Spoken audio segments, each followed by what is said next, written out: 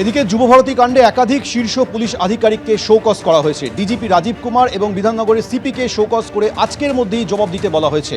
এর পাশাপাশি Bidhannagar কমিশনারেটের DCP anise সরকারকে সাসপেন্ড করা হয়েছে। তদন্ত কমিটির রিপোর্ট অনুযায়ী রাজীব কুমারকে শোকজ করা হয়েছে। বিধাননগরের ডিসিপি অনিশ সরকারের বিরুদ্ধে বিভাগীয় তদন্তের নির্দেশ দেওয়া হয়েছে।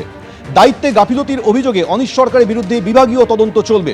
বিভাগীয় তদন্ত শেষ না হওয়া পর্যন্ত ডিসিপি অনিশ সরকার সাসপেন্ড থাকবেন। ক্রীড়া দপ্তরের প্রধান সচিব রাজেশ কুমার সিনহাকেও শোকজ করা হয়েছে। যুবভারতীর দায়িত্ব থেকে সরানো হয়েছে অবসরপ্রাপ্ত আমলা দেবকুমার নন্দনকে। সরিয়ে দেওয়া হয়েছে যুবভারতী ক্রীড়াঙ্গনের সিইও দেবকুমার নন্দনকে। যুবভারতী কাণ্ডের পাল্টা মহাকুম্ভের ভিড়ে পদপিষ্ট হওয়ার ঘটনাকে হাতিয়ার করে আক্রমণ শানিয়েছেন তৃণমূলের সর্বভারতীয় সাধারণ সম্পাদক অভিষেক বন্দ্যোপাধ্যায়।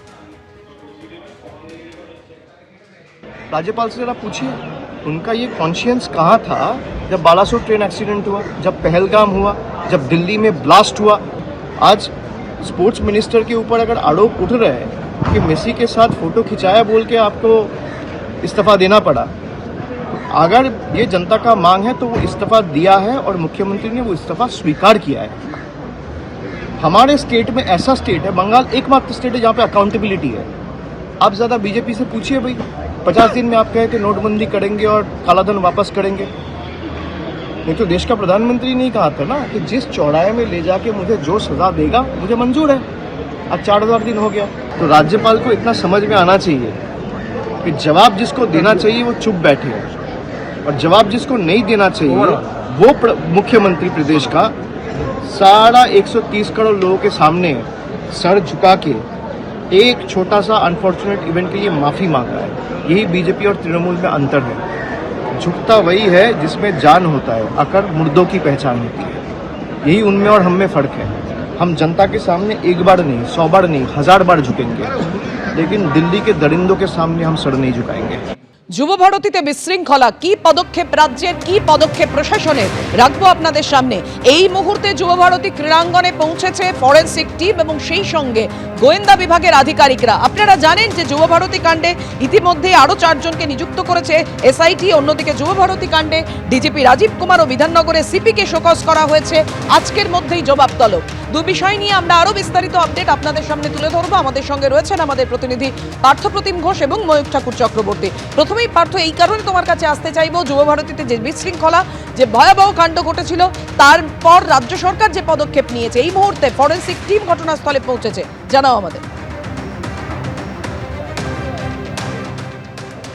দেখো, আমরা এডি কাটআউটে রয়েছি এবং এই হচ্ছে সেই এডি কাটআউট, যে এডি কাটআউট দিয়ে কিন্তু লিওনেল মেসি তিনি প্রবেশ করেছেন এবং তারপরে মাঠের মধ্যে এমন একটা বিশৃঙ্খলা পরিস্থিতি তৈরি হয়, তারপরে এডি কাটআউট দিয়ে কোনো রকমে লিওনেল মেসি এখান থেকে বেরিয়ে যায়। এই হচ্ছে মাঠের ছবি দেখতে পাচ্ছ এবং এখান থেকে আমরা যেটা দেখতে পাচ্ছি যে বিধাননগর কমিশনারেটের গোয়েন্দা বিভাগের টিম, তারা ফরেনসিক টিমকে নিয়ে একেবারে যে স্টেডিয়ামের ভেতর যে মাঠ, যে মাঠে বিভিন্ন জায়গায় এখনো বাকেট, চেয়ার, জলের বোতল পড়ে রয়েছে, সেই সবটা কিন্তু ওনারা দেখছেন, ভিডিওগ্রাফি করছেন। বেশ কিছু জলের বোতল ওনারা নমুনা হিসেবে সংগ্রহ করছেন। অর্থাৎ যেরকমভাবে বৃষ্টির মতো জলের বোতল উড়ে গেছিলো মাঠের মধ্যে, তুমি জানো এই যে গোটা ঘটনায় 2টি মামলা হয়েছে এবং 2টি মামলা হচ্ছে, একটা বিধাননগর দক্ষিণ থানায় 2টি মামলা হয়, একটা 16 নম্বর এফআইআর অর্থাৎ বিশৃঙ্খলা, মিসম্যানেজমেন্ট, যেটা শতদ্রু দত্ত গ্রেপ্তার হয়েছে। অন্যটি হচ্ছে আনন্দের এগেনস্টে, যেটা হচ্ছে যে মাঠের মধ্যে ভ্যান্ডালিজমের যে মামলা। এবং সেই ঘটনায় 2টি মামলার ঘটনার পরিপ্রেক্ষিতে কিন্তু আজকে বিধাননগরের গোয়েন্দা বিভাগের টিম, তারা ফরেনসিক টিমকে সঙ্গে করে নিয়ে এসছেন। নিয়ে এসে একেবারে এই মুহূর্তে তারা মাঠের ভেতরেই রয়েছেন, বিভিন্ন যে প্রান্তগুলো রয়েছে সেই জায়গায়, এবং সেখান থেকে বেশ কিছু নমুনা তারা সংগ্রহ করছেন। অর্থাৎ তদন্তের ক্ষেত্রে যেগুলো প্রয়োজন সেই মতোই কিন্তু তারা দেখছেন মাঠের কী পরিস্থিতি, স্টেডিয়ামের কী পরিস্থিতি, কোন জায়গায় বেশি ক্ষতিগ্রস্ত হয়েছে, কোন জায়গা থেকে অন্যান্য যে প্রান্ত, কোন জায়গা এখনো ঠিক রয়েছে, কোন জায়গা থেকে হচ্ছে মাঠের মধ্যে এরকম বাকেট, চেয়ার বেশি উড়ে গিয়েছিল, কোন জায়গা থেকে জলের বোতল গিয়েছিল, সেই সবটা ভিডিওগ্রাফি করছেন এবং দেখছেন। একদমই পার্থ, যে ছবি তুমি আমাদের সামনে তুলে ধরছো, ফরেনসিকের আধিকারিকরা, গোয়েন্দা বিভাগের আধিকারিকরা, তারা এই মুহূর্তে যুবভারতী ক্রীড়াঙ্গনে পৌঁছেছেন। কারণ মেসি আসাতে তারপর যে বিশৃঙ্খলার পরিস্থিতি তৈরি হয়েছিল, তাণ্ডব ভাঙচুর, তার জন্য দায়ীকে, বারবার সেই প্রশ্ন সামনে এসেছে। যুবভারতীতে বিশৃঙ্খলা, কি পদক্ষেপ রাজ্যের, কি পদক্ষেপ প্রশাসনের, রাখবো আপনাদের সামনে। ময়ূক, আজকের মধ্যেই ডিজিপি রাজীব কুমারের জবাব চেয়ে পাঠানো হয়েছে, সে বিষয়ে কি আপডেট রয়েছে তোমার কাছে?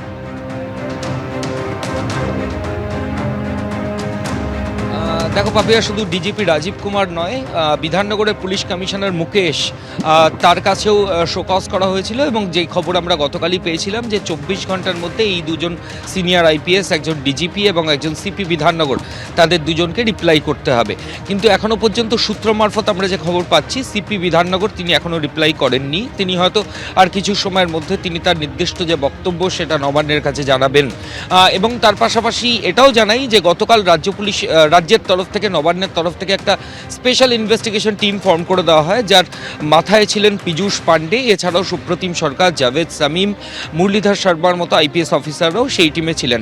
আজকে সকালে সেই টিমের সদস্যরা এই সল্টলেক স্টেডিয়ামে আসেন, বিভিন্ন জায়গা খতিয়ে দেখেন এবং তারপর তারা বিধাননগর কমিশনারেটের যে অফিস সেখানে গিয়ে একটা মিটিং করেন এবং মিটিংয়ে মূলত যেটা সিদ্ধান্ত হয় যে এই যে টিম, যেটা এসআইটি ফর্ম করেছে নবান্ন, সেটাকে কি করে আরও স্ট্রেংথেন করা যাবে, অর্থাৎ সেখানে আরও কী করে অফিসার নিযুক্ত করা যাবে যাতে এই ইনভেস্টিগেশন খুব তাড়াতাড়ি করা যায়।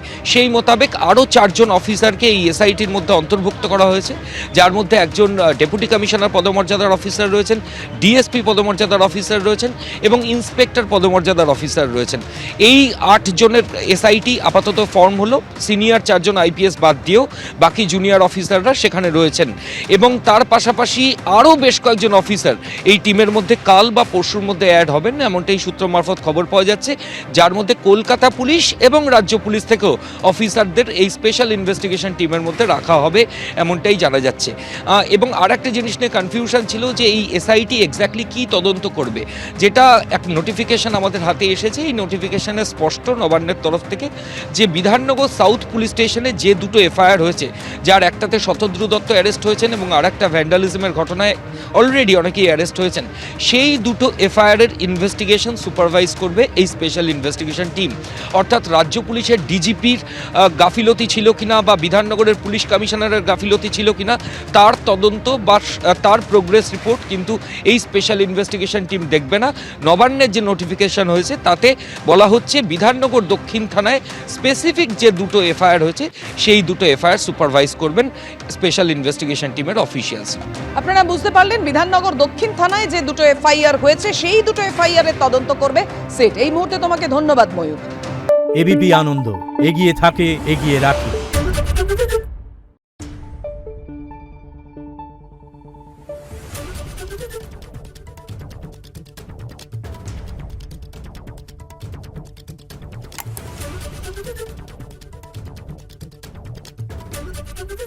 শুনতে পাচ্ছি না, বল না। আরে হ্যালো? 10 টাকাটা ব্যাপার নয়, আজকে 40 টাকা দিচ্ছি কারণ 40 টাকা। বাংলা গলাবাজি চায় না, বাংলা খবর চায়। বাংলা খবর, বাংলার খবর।